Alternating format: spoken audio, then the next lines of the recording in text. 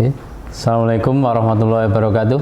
Selamat pagi, selamat berjumpa kembali dalam pembelajaran jarak jauh untuk materi matematika di kelas 9. Sebelum mengawali pembelajaran, marilah kita berdoa terlebih dahulu.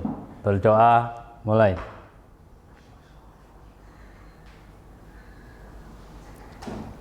Selesai. Ya, untuk anak-anakku sekalian, siswa-siswi SMP Negeri 1 Ponorogo, khususnya kelas 9, pada semester 1 kita sudah menyelesaikannya pembelajaran di semester 1. Kalian sudah mendapatkan rapot hasil belajar kalian, semoga memuaskan.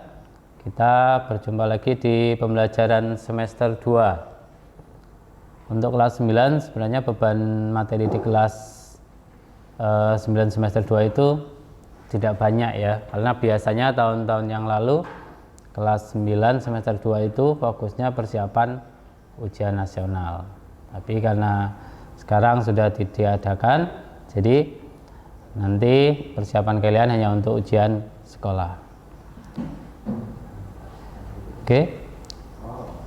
Untuk materi yang akan kita pelajari pada pertemuan kali ini adalah kekongruenan dan kesebangunan. Besok untuk materi bab terakhir ada bangun ruang sisi lengkung, yaitu untuk yang sekarang nanti dipelajari kekongruenan terlebih dahulu, baru pertemuan berikutnya kesebangunan. Yang bab terakhir bangun ruang sisi lengkung ya nanti tinggal menambahkan materi yang sudah kalian dapat di kelas 8 bangun ruang sisi datar, yang bangun ruang sisi lengkung nanti tentang tabung, kerucut, dan bola. Oke, kita mulai untuk kekongruenan dan kesebangunan. Ya. Untuk yang kita pelajari sekarang adalah kekongruenan, ya. Kekongruenan bangun datar. Apa itu kekongruenan? Dua benda dikatakan kongruen jika keduanya memiliki bentuk dan ukuran yang sama, jadi sama persis begitu ya. Kalau sekarang mungkin banyak barang-barang yang kongruen karena satu cetakan dari pabrik misalnya, atau buku cetak kalian itu, buku paket kalian itu juga harusnya kongruen, ukurannya sama ya karena satu cetakan. Ini kalau di sini bisa kalian lihat ada ini foto di bingkai gitu ya. Di situ dengan ukuran, kalau bangun datarnya persegi panjang, ukurannya misalnya panjang 12 cm, lebarnya 8 cm. Yang kiri dengan yang kanan sama persis, ukurannya sama, bentuknya sama. Itu dikatakan kongruen. Sederhananya begitu dulu. Oke, perhatikan gambar tersebut sama persis ya, bukan karena isinya sama nanti kongruen, ukuran dan bentuk yang sama. Oke, lanjut. Ini dikatakan kongruen ya. Bentar, ini kongruen notasinya, lambangnya. Bisa dilihat kongruen lambangnya itu atau notasinya ada dua tanda ya. Ini ada sama dengan, artinya ukurannya sama ya.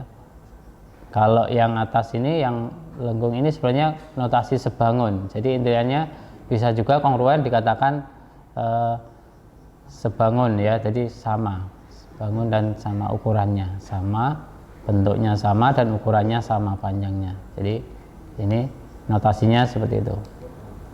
Oke, berikutnya ini banyak gambar-gambar pasangan gambar yang kongruen yang mana? Yang sebelah kiri ini. Misalnya ada di situ gambar rumah ya, bentuknya sama persis, ukurannya juga sama. Ini kalau di dalam gambar ini pasti tinggal di copy paste ya kalian, di buku tidak dirubah ukurannya, maka ya sama persis, dia bentuknya sama, ukurannya juga sama, tidak ada yang lebih besar dan lebih kecil, maka ini kongruen. Ini gambar mobil juga sama ya, mobilnya siapa ini? Mobil-mobilan Pak Sur atau Pak Topan ya. Jadi ukurannya sama persis ya, bentuknya sama, maka itu dikatakan kongruen. Beda lagi dengan yang sebelah kanan, ini tidak kongruen ya. Ini gambar foto yang sama tapi ketika ukurannya dirubah ya menjadi tidak sama atau tidak kongruen. Misalnya kalian cetak foto kalian untuk di rapot atau di mana, cetak dengan ukuran 3x4, 2x3 atau 4x6 gitu ya. Jadi kalau ukuran yang 3x4 dengan 3x4 ya itu harusnya kongruen, sama persis bentuknya, persegi panjangnya sama dan ukurannya sama. Tapi kalau ini yang atas ya gambar apa itu ya, menara Eiffel ya, itu jelas berbeda, tidak kongruen. Ini yang ditengok kalian mungkin saat liburan kemarin saat tidur ya, ada Monas, itu juga tidak kongruen ya. Jadi sudah tahu secara melihat gambar-gambar bisa membedakan mana yang kongruen, mana yang tidak. Oke, lanjut. Nah, ini kita akan membahas kekongruenan pada bangun datar khususnya ya. Jadi bagaimana kita menentukan bangun-bangun datar, nanti ada persegi, persegi panjang, trapesium, ada belah ketupat, jajar genjang atau apapun bangun datar yang bisa kita perhatikan kemudian kita sedikit itu kongruen atau tidak. Nah, ini bangun-bangun datar yang kongruen. 2 trapesium kongruen. Kongruennya di sini karena sama persis KLMN dengan PHRS ini kongruen. Bisa dilihat kalau dalam bangun datar nanti yang diperhatikan ada sisi di sana. Kemudian ada sudutnya ya, panjang sisi sama sudutnya. Ini yang persegi panjang juga kongruen. Ini kamu kalau memberi tanda, gambarnya seperti ini, asalkan diberi tanda sama, ini panjangnya ada 2 garis seperti ini artinya sama dengan yang warna merah dengan yang warna biru, persegi panjangnya ini kongruen. Walaupun yang warna biru kelihatan ditegakkan gitu ya, ini mendatar, ini tegak, mau dirotasi seperti apapun kalau itu ukurannya sama ya kongruen ya. Ini tidak ada angkanya di sini. Kalau yang tadi ada 8 cm, 12 cm, ini tidak ada ukuran panjangnya, tapi ada tanda sama di sini. Ya, kalau dalam bangun datar cukup diberi tanda satu garis begini, ini sudah dikatakan sama. Oke. Jadi ini kongruen. Apalagi ini yang persegi, walaupun satunya miring kanan ke kiri, tapi kan ini persegi yang sama. Ya, ibaratnya satu benda, buku kalian dengan buku temannya posisinya berbeda, tetap itu satu ukuran, satu cetakan ya kongruen sama persis gitu kan. Oke, dah mengerti. Nah ini bagaimana syarat 2 bangun datar kongruen ya. Oke, bisa diperhatikan ini di buku paket kalian ada ini syarat 2 bangun datar kongruen. 2 bangun datar dikatakan kongruen jika memenuhi 2 syarat, yaitu apa? Seperti tadi disampaikan, kalau kita mengidentifikasi 2 bangun datar kongruen, kita lihat dari panjang sisi dan besar sudutnya. Ya, ini. Yang pertama, sisi-sisi yang bersesuaian sama panjang. Mana sisi yang bersesuaian? Ini di sini dari trapesium ABCD dengan JKLM. Di sini yang sama adalah sisi AB ini bersesuaian dengan JK. Ini kan sisi AB dan JK sisi yang bersesuaian. Kemudian sisi yang lain juga sama, sisi BC dengan apa? KL. Kalau CD dengan LM, AD dengan JM. Kamu harus bisa menentukan mana sisi-sisi yang bersesuaian. Ini posisinya masih sama ya. Kalau nanti salah satunya dirotasi, kamu harus tahu mana yang bersesuaian. Jangan minta dalam 2 bangun datar nanti pasti posisinya sama. Jadi kadang salah satunya dirotasi atau diputar. Walaupun salah satu diputar, kamu bisa menentukan mana sisi-sisi yang bersesuaian. Ya, ini panjangnya sama ukurannya, harusnya sama panjang. Kemudian yang kedua, sudut-sudut yang bersesuaian sama besar. Mana sudut yang bersesuaian? Nah, ini di sini dituliskan, ini tanda sudut ya notasinya. Sudut D itu bersesuaian dengan sudut M. Nah, ini maka besar sudutnya harus sama. Seandainya ini besar sudutnya misalnya 100 derajat, ya ini juga 100 derajat. Jadi kalau D 100, ini juga pasti 100. Kalau sudut yang B ini siku-siku 90 derajat, maka yang K juga pasti 90 derajat. Nah, misalnya seperti itu. Sudut A bersesuaian dengan sudut J, sudut C bersesuaian dengan sudut L. Ini bisa diperhatikan, keterangannya ada di buku paket kalian juga ada. Bisa dipahami untuk syarat dua bangun datar kongruen. Itu harus kalian hafalkan, hanya ada dua syarat. Yang pertama, sisi-sisi yang bersesuaian sama panjang. Yang kedua, sudut-sudut yang bersesuaian sama besar. Jadi yang diperhatikan kalau dalam bangun datar cukup dilihat panjang sisi dengan besar sudutnya. Asalkan kamu menemukan panjang sisi bersesuaian kok sama panjang, sudut yang bersesuaian sama besar, ya udah itu kamu bisa menyatakan bahwa dua bangun datar tersebut kongruen. Ya. Ketika besok ada soal mengatakan ditanyakan ini dua bangun kongruen atau tidak, ya kamu selidiki dulu, kamu sesuaikan dengan syaratnya. Kalau memenuhi dua syarat ini, maka kamu dapat menyimpulkan bahwa dua bangun datar itu kongruen. Oke, lanjut. Ya. Dalam bangun datar sebenarnya banyak yang dibahas. Tadi sudah saya sebutkan bangun datar itu kan banyak, ada persegi, persegi panjang dan sebagainya. Tapi khusus untuk segitiga dibahas tersendiri. Ya. Segitiga dibahas tersendiri, ya segitiga sisinya ada berapa ya? Ya ada 3, sudutnya juga ada 3, namanya segitiga ya. Bangun datar yang seginya paling kecil kan segitiga. Ada bangun datar segi 2 kan tidak ya. Nah, segi 2 nggak jadi bangun datar, cuma garis terusan. Ya, segitiga ini dua bangun yang mempunyai bentuk dan ukuran yang sama dinamakan kongruen. Ya, tadi sudah. Dua segitiga dikatakan kongruen jika dan hanya jika memenuhi syarat berikut. Oke, yang pertama sama dengan yang tadi, sisi-sisi yang bersesuaian sama panjang. Sama kan dengan yang tadi, sudut-sudut yang bersesuaian sama besar. Oke, tetap syaratnya masih sama, tapi kita bahas khusus pada segitiga karena nanti ada keistimewaan, tidak harus memenuhi kesemuanya. Ini tetap sama dengan yang bangun datar tadi. Sisi yang bersesuaian yang mana? Sisi AC bersesuaian dengan DF. Ya, kamu bisa menyebutkan yang lainnya. Kalau sisi AB bersesuaian dengan apa? DE. Kalau sisi BC bersesuaian dengan sisi EF. Ya, di buku paket kalian juga ada. Ini silakan bisa menyebutkan. Kalau sudutnya yang mana? Sudutnya juga urut, biasanya sama ini.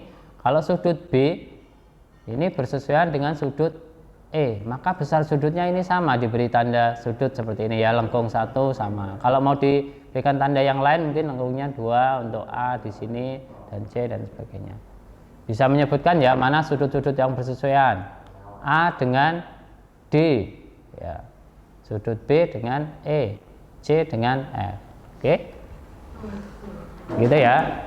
Nah, ini masih sama syaratnya bangun datar karena segitiga masuk dalam bangun datar. Tapi yang berikutnya ini ada kondisi khusus dalam segitiga. Lanjut ya, ini perhatikan. Nanti ada 5 ya, yang kondisi khusus untuk menguji apakah dua segitiga kongruen atau tidak. Perlu menguji semua pasangan sisi, tidak perlu di sini ya, tidak perlu menguji semua pasangan sisi dan sudut yang bersesuaian. Dua segitiga dikatakan kongruen jika memenuhi salah satu kondisi berikut ini. Jadi maksudnya begini, kalau bangun datar yang lain, kamu baru bisa mengatakan kongruen jika kamu sudah menyelidiki bahwa semua sisinya yang bersesuaian sama panjang. Kemudian semua sudut yang bersesuaian juga harus sama besar. Kalau ada salah satu saja yang tidak sama panjang atau tidak sama besar sudutnya, maka kamu tidak bisa mengatakan dua bangun itu kongruen. Tapi khusus pada segitiga, karena sudutnya cuma 3, sisinya cuma 3, kamu hanya dengan salah satu kriteria di bawah ini, kamu bisa mengatakan dua segitiga itu kongruen, ya. Jadi tanpa menyelidiki keseluruhannya. Kalau keseluruhan berarti harus ada 3 sisi sama 3 sudut, baru kamu bisa mengatakan itu kongruen. Dari syarat yang umum, syarat kekongruenan secara umum, ya. Tapi kalau kriteria di sini, yang pertama, ketiga pasangan sisi yang bersesuaian sama panjang bisa disebut dengan kriteria sisi. Nah, ini kalau dalam soal, biasanya kalau dulu soal UN kelas 9, mana yang kongruen? Nah, kamu harus menyelidiki apakah dalam kondisi sisi, ya. Jadi ini ada tandanya sisi yang ini dengan yang ini sama. Kalau kedua segitiga sudah mempunyai ketiga pasang sisi yang sama panjang, otomatis sudutnya akan sama besarnya, ya, secara otomatis akan sama besarnya. Jadi itu sudah bisa kamu katakan kongruen tanpa melihat besar sudutnya. Ini ya yang dimaksudkan tadi. Kalau yang bangun ruang yang lain, bangun datar yang lain, kamu harus tetap menyelidiki sudutnya. Tapi kalau ini kamu tidak menyelidiki sudutnya, sudah pasti akan kongruen, ya. Misalnya kalau segi 4 ada yang panjang sisinya sama semua, misalnya persegi panjang sisinya 5 cm, maka keempat sisinya 5 cm. Belah ketupat dengan panjang sisi 5 cm, kan keempat sisinya sudah sama. Kalau hanya 4 sisinya sama, belum bisa kamu katakan kongruen, karena satunya besar sudutnya, misalnya persegi siku-siku semua. Kalau belah ketupat tidak. Jadi kamu tetap harus mempertimbangkan atau menyelidiki besar sudutnya. Sedangkan dalam segitiga ini kamu tidak perlu, kondisi ini saja sudah cukup mengatakan bahwa dua segitiga ini kongruen. Begitu ya maksudnya ya, kenapa kondisi ini perlu dibahas tersendiri pada segitiga. Kondisi yang kedua atau kriteria kedua, dua pasang sisi bersesuaian sama panjang dan sudut yang diapitnya sama besar. Sudut yang diapit yang ini. Kalau kamu sudah mengatakan panjang sisi ini sama dengan yang sisi ini, yang ini diberi tanda 3 ini sama dengan yang ini, maka sudutnya harus yang diapit, yang di tengah-tengahnya. Cukup mengetahui 3 kondisi ini, kamu bisa mengatakan dua segitiga ini kongruen. Kenapa? Karena panjang sisi yang depannya pasti otomatis akan sama, sudut yang lain juga akan sama. Oke, begitu ya.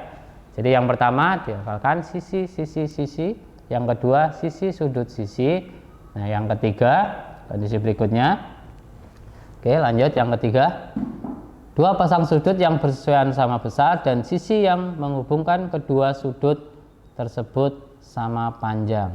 Biasa disebut dengan kriteria sudut, sisi, sudut. Ini kebalikan dari yang kriteria kedua. Kalau yang kedua sisi, sudut, sisi. Kalau ini sudut, sisi, sudut. Nah, ini sudutnya 2, kanan kiri ini sama, maka sisinya harus yang di tengah-tengahnya ini. Nah, maka ini juga kamu cukup mengetahui 3 itu, maka bisa mengatakan dua segitiga ini pasti kongruen. Nah, yang keempat, dua pasang sudut bersesuaian sama besar dan sepasang sisi yang bersesuaian sama panjang.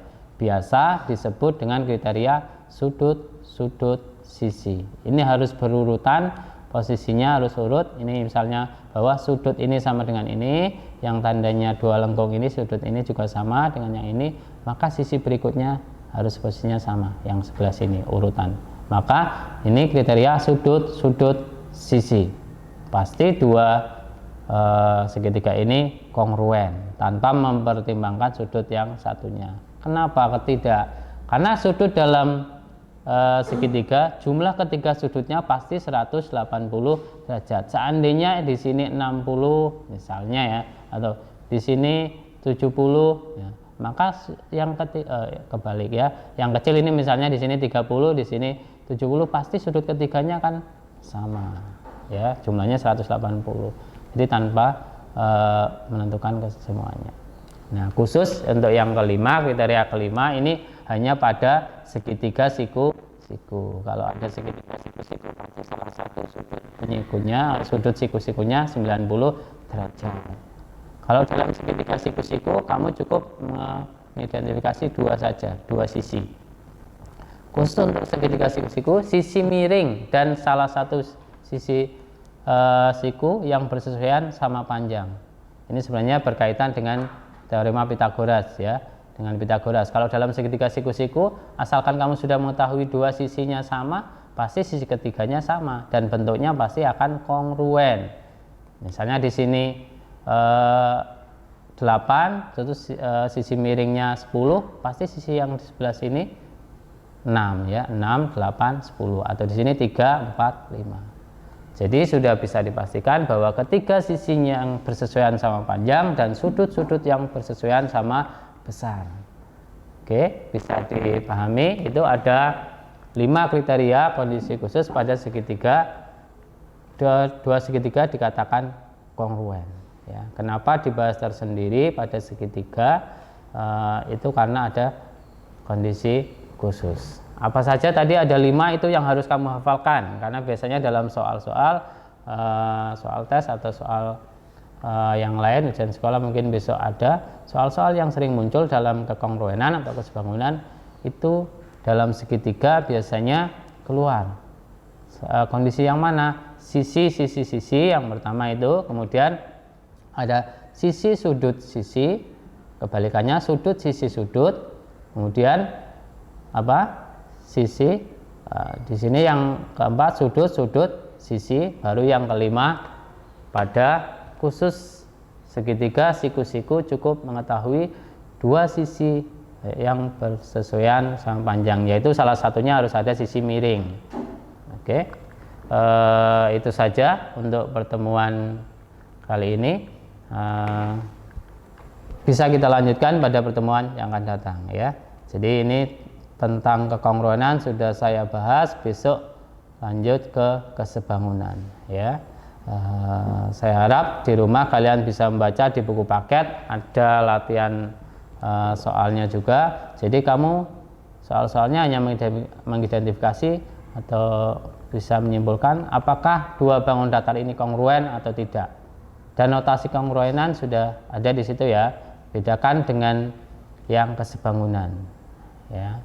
Oke, saya cukupkan, semoga bermanfaat. Jangan lupa tetap jaga kesehatan, patuhi protokol kesehatan COVID ya. Saya akhiri, semoga bermanfaat. Assalamualaikum warahmatullahi wabarakatuh.